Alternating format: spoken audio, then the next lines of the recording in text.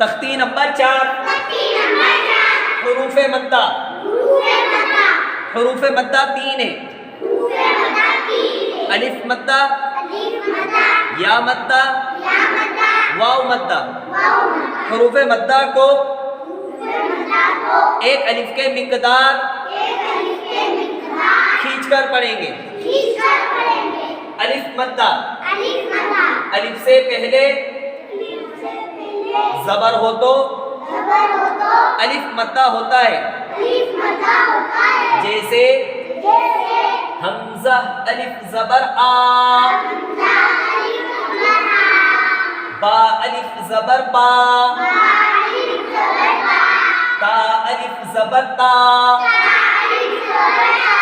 تا الف زبر سا، جیم الف زبر جا، ہا الف زبر ہا، خا الف زبر خا، دال الف زبر دا، ذال الف زبر ذا، را الف زبر را، زا الف زبر زا، سین الف زبر سا، شین الف زبر شا، صاد الف زبر صا، ضاد الف زبر ضا،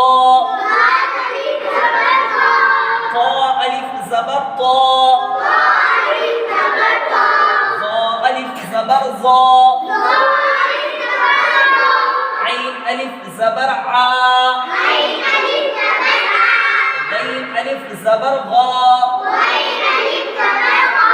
فا الف زبر فا، قاف الف زبر قا، کاف الف زبر کا،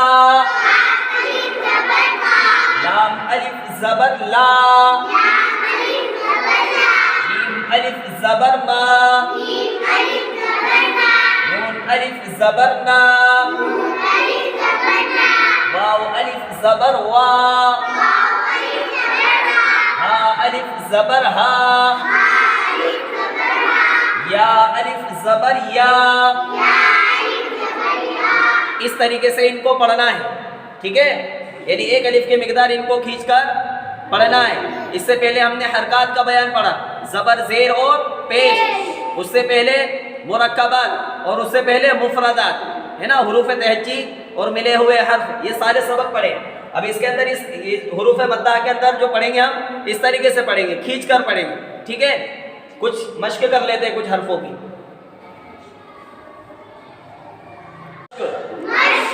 زا الف زبر زا، دال زبر دا، زادا، خا الف زبر خا،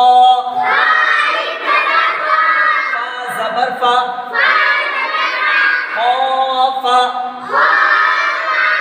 اس طریقے سے اس کا ہجے کر کر مشق کرنا ہے. اب آگے روانی سے پڑھتے ہیں.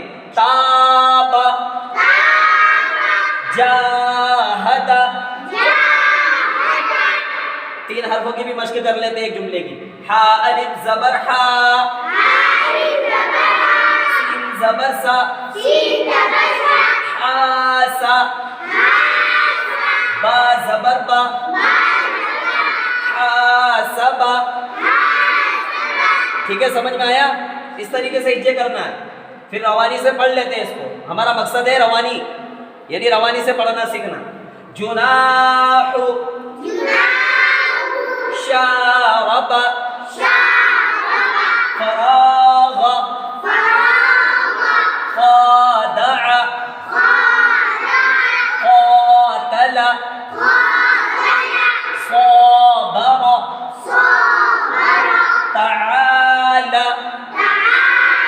اس طریقے سے اس کو یاد کرنا ہے. اگر سمجھ میں نہیں آئے گا تو آپ لوگ مجھ سے پوچھ سکتے ہیں کہ ہم کو یہ سمجھ میں نہیں آیا، اس کو سمجھا دیا جائے گا اور اچھے سے. ٹھیک ہے.